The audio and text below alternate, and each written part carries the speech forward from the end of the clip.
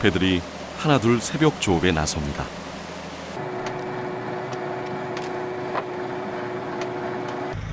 그물을 끌어올리자 회색빛의 고래 한 마리가 걸려 올라옵니다.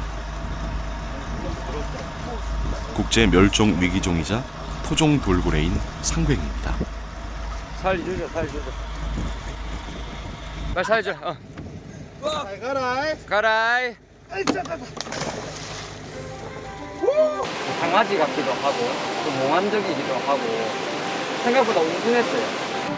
제가 돌고래는 또 어디 박물관 같은 데서 많이 봤거든요. 그런 느낌하고 좀 달랐어요.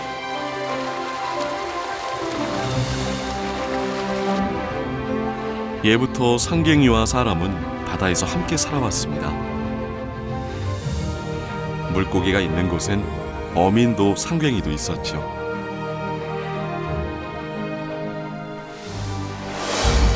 하지만 최근 들어 상괭이가 빠르게 사라지고 있습니다.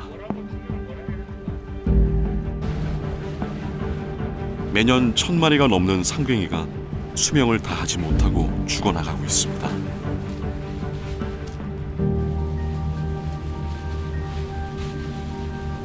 도대체 우리 바다에서 무슨 일들이 벌어지고 있는 걸까요?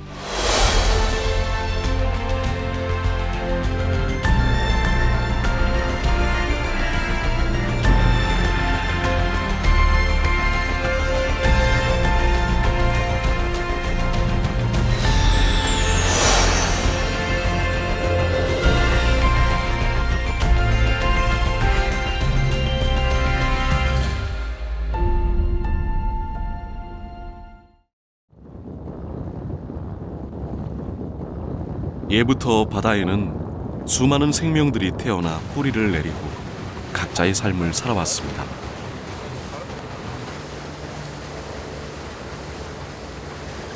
비단 사람뿐만은 아니었죠. 노량항에서 100길로 15분 남짓. 바다 한가운데 숭어 양식장이 그 모습을 드러내는데요. 드론을 띄워 토종 돌고래 상괭이를 찾아보기로 했습니다.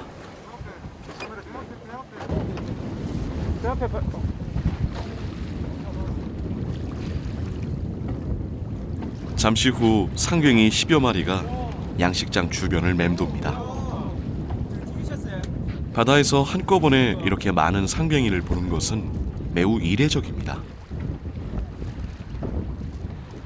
상괭이는 조선시대 어류학서인 자산어보의 상광어라는 이름에서 유래됐는데요. 물빛에 반사돼 몸에서 광택이 난다 해서 붙여진 이름입니다. 상괭이 무리가 엄청난 속도로 물살을 가릅니다. 먹이를 물고 있는 모습도 포착됩니다. 상괭이는 먼 바다가 아닌 연안 바다에 삽니다. 오래전부터 어민들에게 친숙한 동물이었습니다. 하지만 부끄러움을 많이 타는 성격 탓에 사람이 가까이 가면 금방 사라져버립니다. 떼를 지어 다니는 돌고래와 달리 상괭이는 보통 한두 마리나 두세 마리씩 가족 단위로 다니는데요. 이렇게 무리를 지어 발견되는 것은 주변에 먹이가 많다는 얘기입니다. 조금 신기하기도 하고 좀 일반 고기 상대랑 고기 느낌이 좀 틀리죠. 좀 뭐라 해야 됩니까? 포근하다 해야 되나? 마음이 좀 하여튼 어떻게 표현이 안 될지 몰라도 좀 많이 신기해요. 상괭이는 11개월 정도의 임신 기간을 거쳐 새끼를 낳고 젖을 먹여 키웁니다. 다 크면 몸 길이는 1.5m에서 2m 남짓. 흔히들 토종 돌고래라고도 하는데 돌고래와 생김새는 사뭇 다릅니다.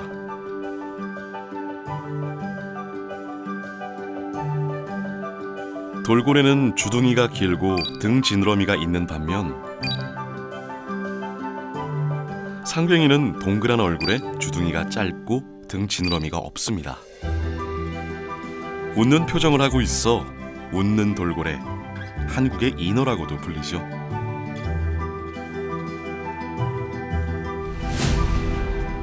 상괭이는 전 세계적으로 아시아 연안에서만 살고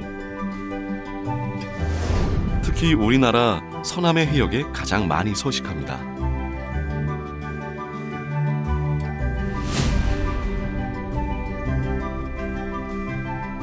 상괭이는 인간의 무분별한 포경에도 어느 정도 개체수를 유지할 수 있었습니다.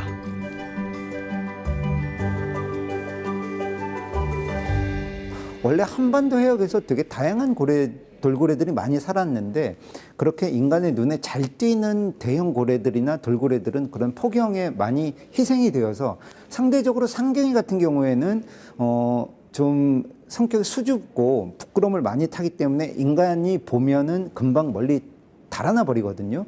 다른 고래 돌고래들이 많이 희생될 때 개체를 이제 유지를 할 수 있었던 거죠.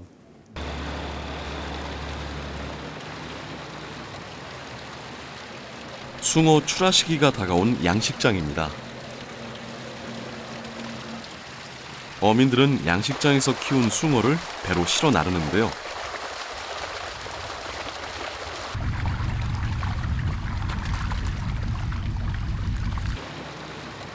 숭어가 거친 물살을 일으키자 상괭이가 모습을 드러냅니다.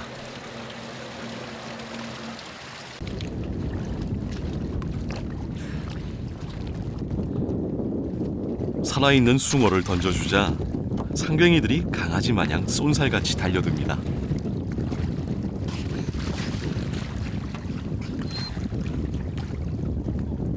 저희가 이제 조류가 세다 보니까 이 그물에 이제 숭어가 이제 그 약간 접촉이 생기면서 비늘이 벗겨지거든요.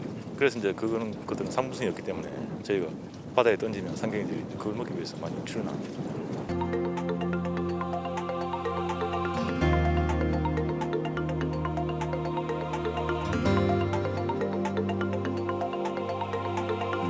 먹이를 차지하기 위해 한바탕 쟁탈전이 벌어지는데요.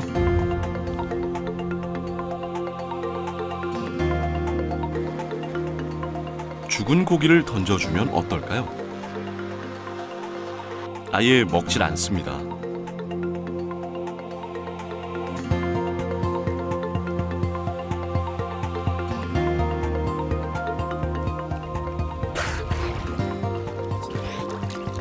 살아있는 싱싱한 고기에만 입을 댈 뿐입니다.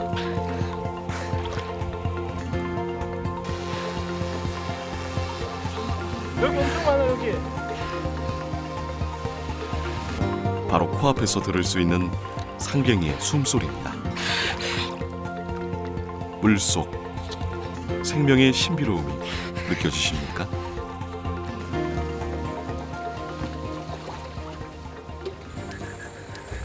KNN 취재팀은 수중 촬영을 시도해봤습니다.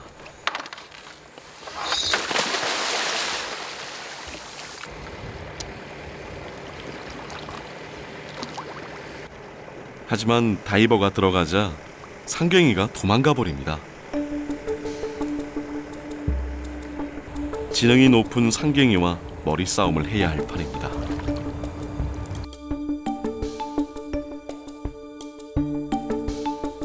어쩔 수 없이 무인 카메라를 설치하는 것으로 대신해야 했습니다.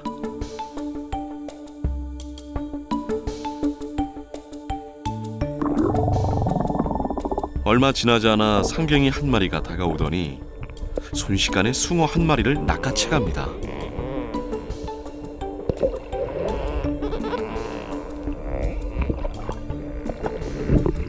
물방울을 일으키며 카메라를 치고 가기도 하고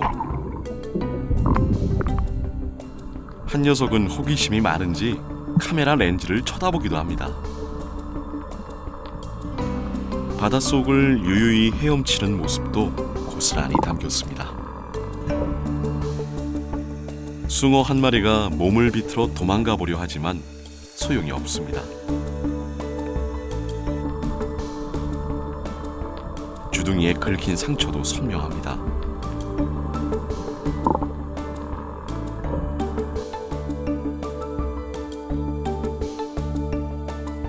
상경이는 우리 바다의 건강한 생태계를 이루는 상위 포식자입니다.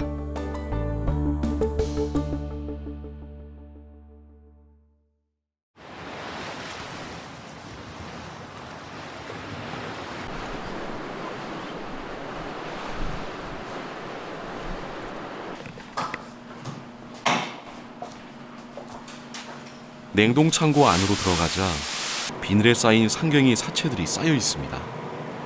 최근 제주 연안에서 발견된 것들입니다. 태어난 지 한 달 정도밖에 안 된 어린 개체들도 있습니다. 죽어서 이제 하루, 뭐 이틀 이 정도 완전 깨끗한 개체들이고요.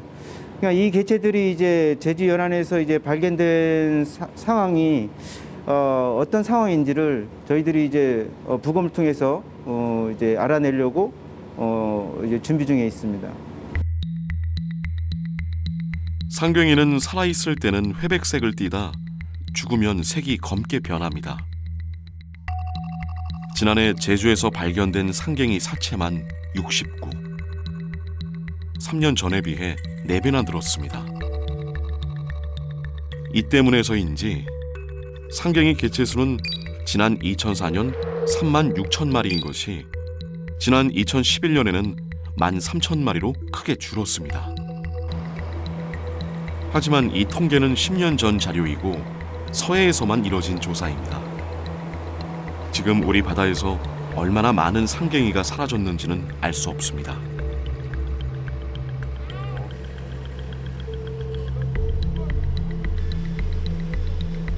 상경이가 죽는 원인의 80% 정도는 그물에 의한 혼획 때문입니다.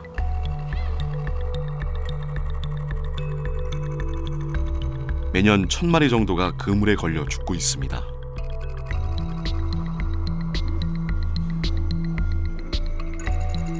특히 안강망이란 그물에서 혼획되는 경우가 가장 많습니다.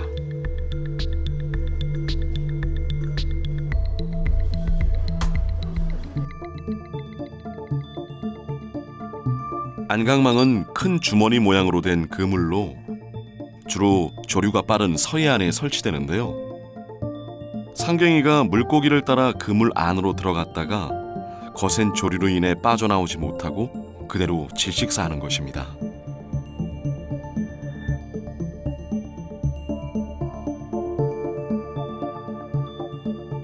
뒤늦게 해양수산부는 안강망 어선에 대해 상경이 탈출 그물망을 보급하겠다고 하는데요. 물고기는 그물 안으로 깊숙이 들어가고 상경이는 그물 안 유도망을 따라 구멍으로 빠져나오는 방식입니다.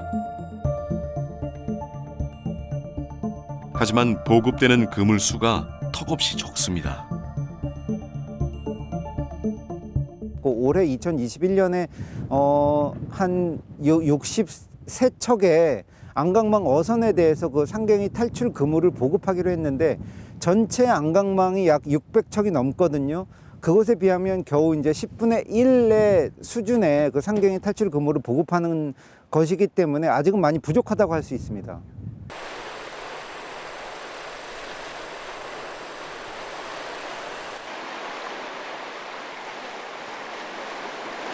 파도에 떠밀려온 상경이 사체가 해안가에서 발견되기도 합니다. 어민들은 그물에 걸린 상경이 사체를 발견하면 해경에 신고해 조사를 받아야 하는데요. 번거롭다는 이유로 사체를 그냥 바다에 내다 버리는 경우도 있습니다. 누구도 상갱이를 잡으려고 하는 사람은 없거든요. 잡고 싶어 하는 사람은 없어요. 근데 그 그물에 그냥 상갱이가 걸려서 죽는 건데 그거를 예방을 할 대책을 적극적으로 찾지 않은 거죠. 이게 우리 문제가 아니라고 생각을 하는 거예요.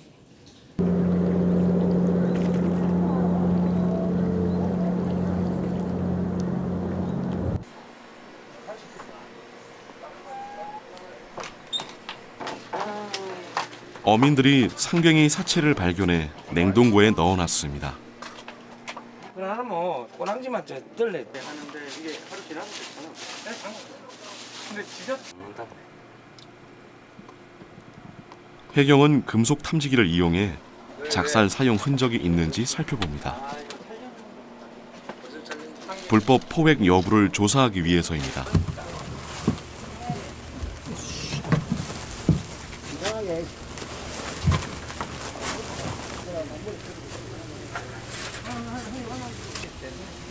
곧이어 지자체에서 나와 상갱이 사체를 인수해 가는데요.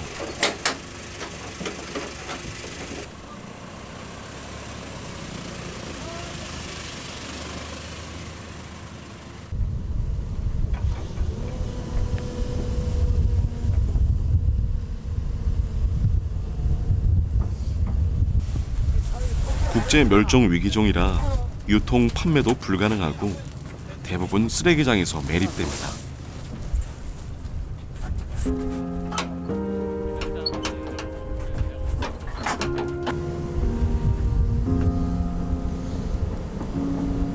바다에서 태어나 한평생 바다에 살다 땅에 묻혔습니다.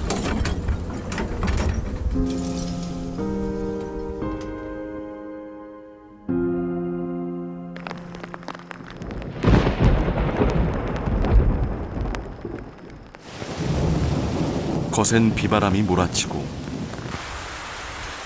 하수구는 역류해 도심이 온통 물바다입니다.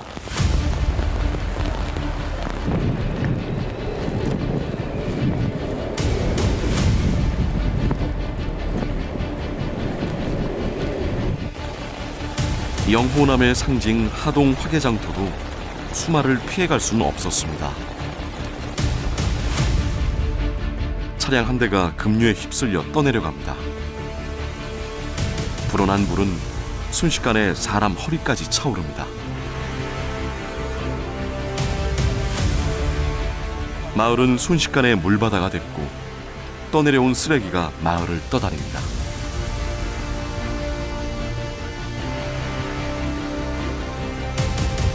불어난 강물과 함께 쓰레기는 아래로 계속해서 흘러갑니다.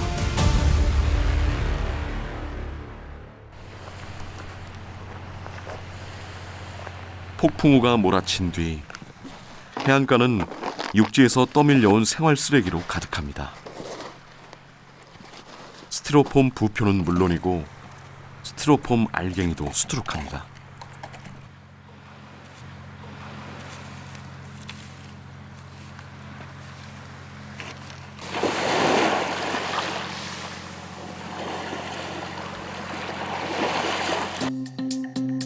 지난 2019년 국내 연안에서 수거된 해양 쓰레기 개수는 3만여 개로 이 가운데 80%가 플라스틱 종류였습니다. 특히 스티로폼 부표가 가장 많았고 밧줄, 뚜껑류 순이었습니다.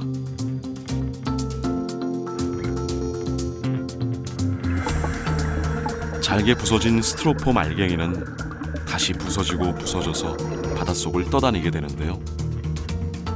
나중에는 눈에 보이지도 않는 미세 플라스틱이 됩니다.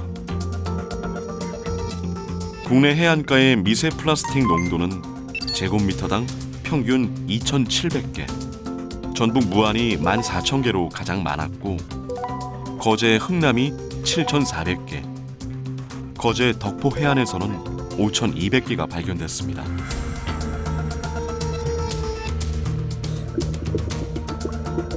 수심이 깊은 곳으로 내려가 봤습니다. 빨간 대야에서부터 장어 통발 그리고 플라스틱 통까지 발견됩니다.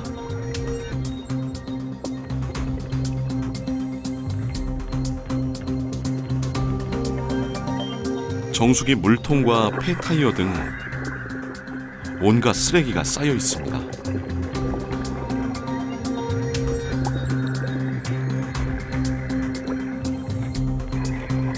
조개도 전부 폐사했습니다.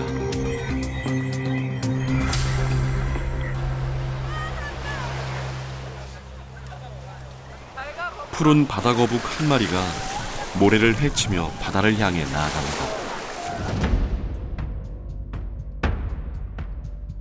바다거북은 주로 해파리를 먹습니다. 해파리의 95% 정도는 수분이라 영양 섭취를 위해서는 최대한 많이 먹어야 합니다. 해파리 독에도 면역이 있는 바다거북에겐 부드러운 해파리가 최고의 음식입니다.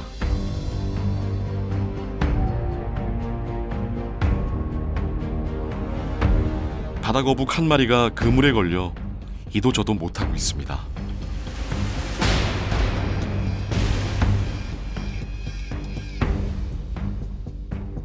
이리저리 발버둥 쳐도 소용이 없습니다. 그물을 해파리로 알고 덤벼들었다가 되려 감겨버린 것입니다. 살려고 몸부림칠수록 그물은 거북의 몸을 더 억세게 조여갑니다.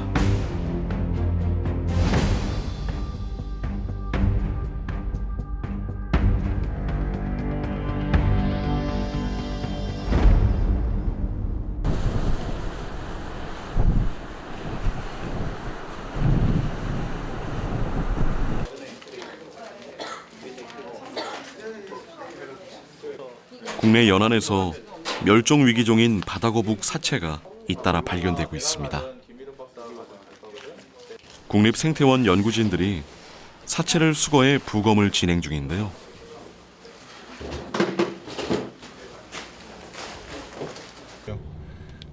바다거북 몸속에서 온갖 쓰레기들이 쏟아져 나옵니다.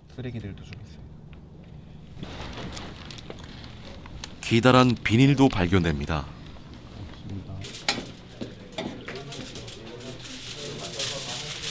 모두 먹이인 줄 알고 잘못 먹은 것들입니다. 제품이 어떤 건지는 모르겠습니다. 그런 끈들이고 여기 마찬가지로 좀 비닐이 상당히 많이 나왔어요. 이것도 비닐이에요. 이렇게 이게 바닷속에서 보면은 한편으로는 해조류 같이 보일 수도 있거든요.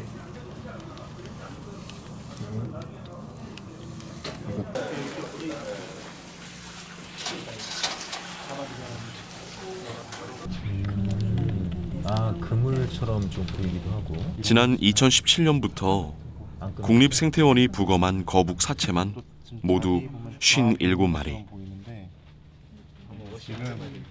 이 가운데 42마리의 몸속에서 쓰레기가 검출됐습니다. 그동안 나온 쓰레기만 무려 1,400여 개. 무게는 136g 정도였습니다. 특히 42마리 가운데 10마리는 쓰레기를 먹어 염증이 생기거나 장기가 파열돼 죽었습니다.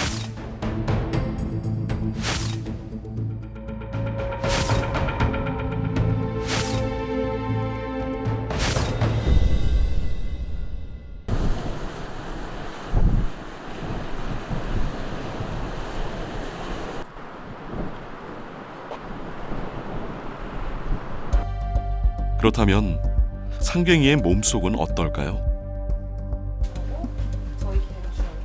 KNN 취재팀은 세계자연기금 연구팀과 부검을 통해 상갱이의 사인을 확인해 보기로 했습니다. 오늘 부검 대상은 모두 2마리.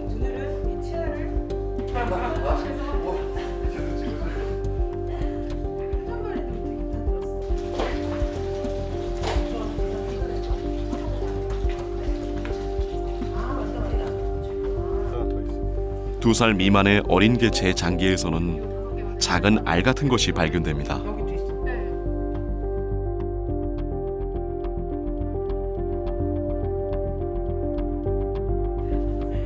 열어보니 라면 면발 굵기의 기생충이 쏟아져 나옵니다.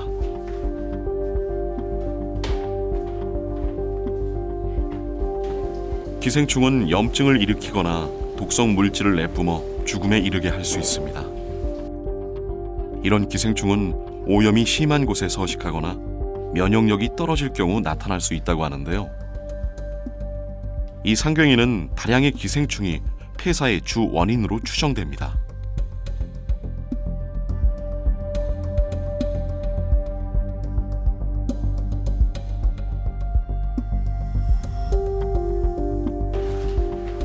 한 마리에 대한 부검이 끝나고 곧바로 다른 개체의 부검이 이뤄지는데요. 장속을 확인한 결과 위에서는 지름 2-3cm 크기의 종양이 발견됐습니다.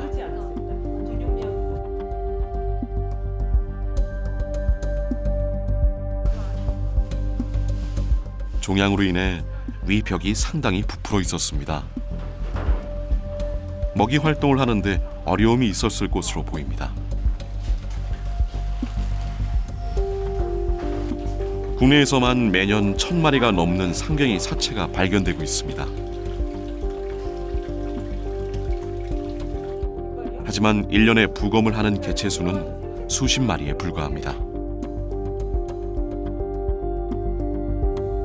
이 생물들이 굉장히 중요한 의미를 담고 있는데 이 생물들에 뭔가 문제가 생겼다. 아까처럼 기생충이 많아졌다. 어디에 농이 생겼다. 그러면 혹시 바다 오염 때문인가? 환경 때문인가? 뭐 이런 의심을 해야 되는데 그런 게 이제 한두 마리 해서 그게 딱 밝혀지는 게 아니라는 거죠. 계속해서 오랫동안 연구가 되고 자료가 축적이 돼야 그러면 예전에보다 우리 바다가 어떻게 됐구나. 그런 바다의 건강성을 우리가 간접적으로 알 수 있는 거거든요. 취재팀은 다양한 상갱이 관련 논문을 찾아 분석하던 중 그동안 잘 알려지지 않은 자료를 발견했습니다. 국내 연구팀이 유명 환경 분야 저널에 게재한 논문입니다. 지난 2010년과 2015년 국내에서 죽은 상갱이 116마리에서 잔류성 유기오염 물질인 DDT와 폴리염화 비페닐, 즉 PCB 등이 검출됐다는 내용입니다. DDT는 살충제 성분으로 한때 농약으로 사용됐고 전기 절연체 성분인 PCB는 발암 물질로 알려져 있습니다. 조사된 상갱이의 10%에서는 PCB가, 27%에서는 DDT가 한계치를 초과했습니다. 이는 암을 일으켜 죽게 하거나 번식 장애 등을 일으킬 수 있다는 얘기입니다.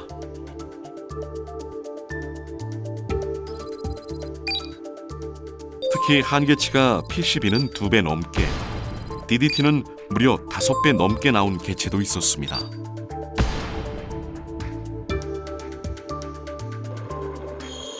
이런 독극 물질은 1970년대 들어 우리나라는 물론 여러 국가에서 사용을 중지했지만 이미 오랜 시간 농축돼 전 세계 바다 곳곳을 떠다니고 있습니다.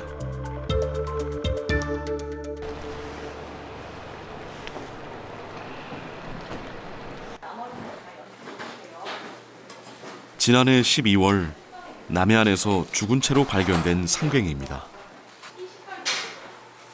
폐에서 거품이 발견된 것으로 미뤄 그물에 혼액돼 질식사한 것으로 보입니다. 사람과 달리 상갱이의 위는 모두 3개입니다. 위에서는 장어 5마리가 그대로 나왔습니다.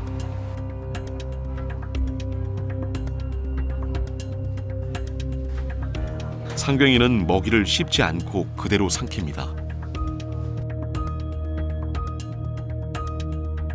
불순물이 검출되지는 않은지 채로 걸러내는 작업도 진행됩니다. 채취한 시료들은 여러 연구기관으로 보내지는데요. 상갱이 7마리의 근육과 지방 등 시료를 채취해 중금속 조사를 의뢰해봤습니다. 그리고 얼마 뒤 취재진에게 통보된 조사 결과는 충격적입니다. 상갱이 7마리에서 수은이 나왔고 이 중 4마리의 등 근육과 배 근육, 간 등 내장에서는 수은이 기준치 이상을 웃돌았습니다.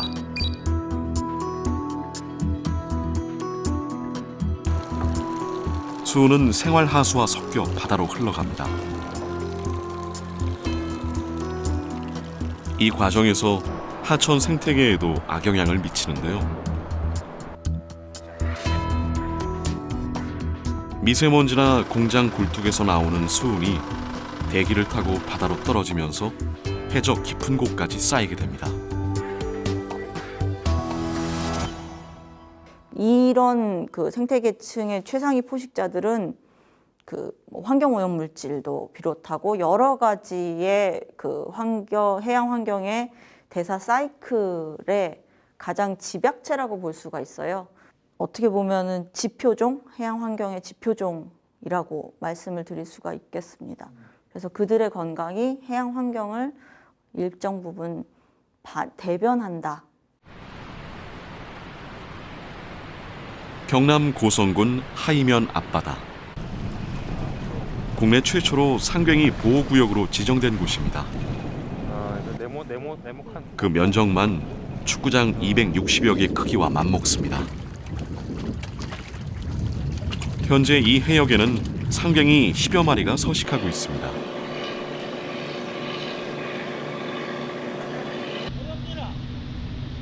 멸치와 장어 등 먹이도 풍부해 상갱이가 좋아하는 서식 환경을 갖췄습니다.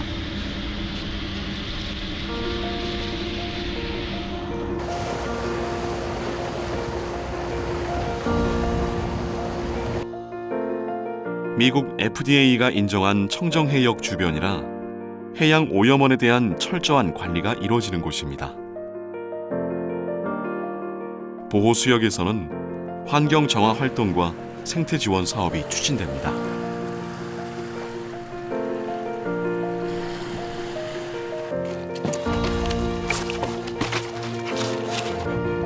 미세 플라스틱 오염이 우려되는 스티로폼 부표 대신 모두 친환경 부표로 대체될 예정입니다.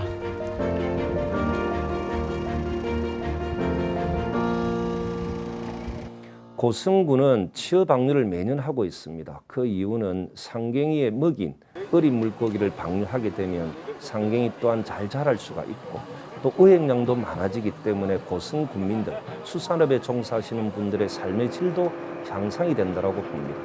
사람과 상갱이가 공존할 수 있는 고성군을 만들어갈 수 있습니다.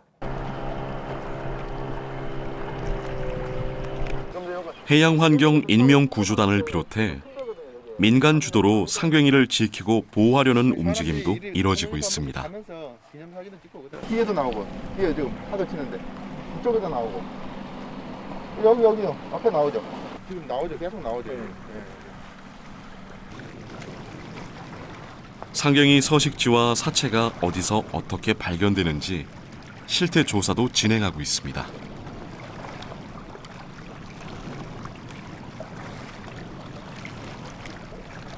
항상 볼 때마다 새롭고 귀엽고 이쁘다는 이런 게 들어요. 그래서 참 좀 안타깝죠. 또 어찌 보면 계속 죽어가는 모습 보면 사실 상갱에 대한 그 조사나 이런 자료가 별로 없더라고요. 그래서 저희들이 한번 참여해보자 하는 데 거의 10년 정도 그렇게 활동을 하게 됐습니다.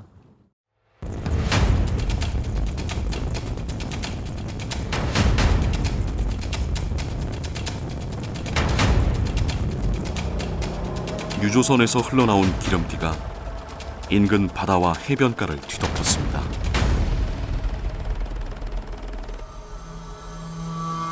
당시 유출된 기름만 1,900톤.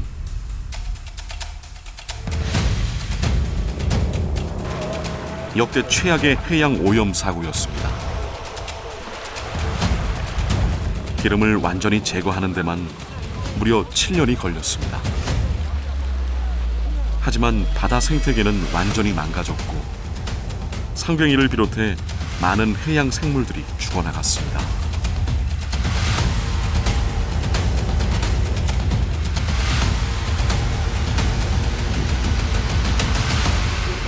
사람들이 쳐놓은 그물과 각종 오염물질들로 상갱이는 끊임없이 생존을 위협받아 왔습니다.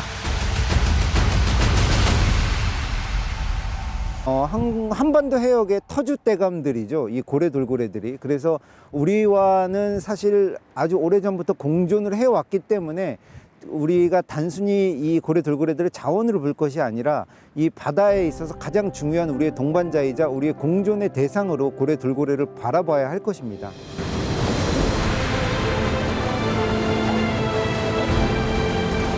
우리의 바다는 쓰레기장도 하수 처리장이 아닙니다.